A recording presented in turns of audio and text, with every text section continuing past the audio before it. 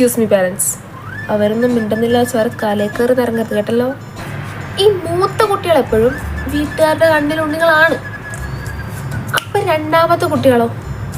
ഈ രണ്ടാമത്തെ കുട്ടികൾ ജനിക്കുമ്പം വീട്ടുകാരിക്കും മൂത്ത കുട്ടിക്ക് വിഷമാവും. ഇത്രയും നാൾ അറ്റൻഷൻ കൊടുത്തിട്ട് പെട്ടെന്ന് അറ്റൻഷൻ കുറഞ്ഞാൽ അതൊരു പ്രശ്നമാണല്ലോ.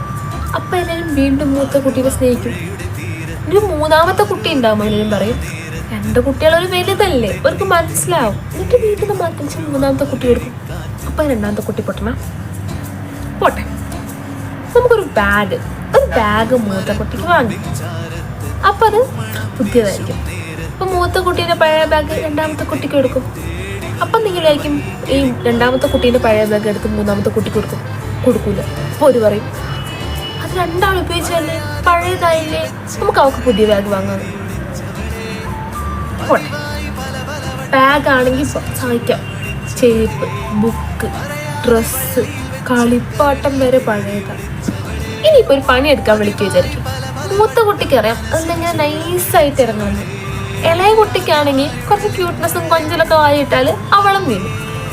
അപ്പം നടുക്കത്തെ കുട്ടി കിട്ടും, അവളെടുക്കണം പണി.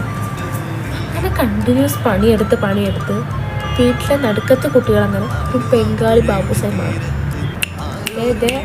അവരൊന്നും മിണ്ടുന്നില്ല വെച്ച് തലേ കയറി ഇറങ്ങുന്നത് കേട്ടല്ലോ.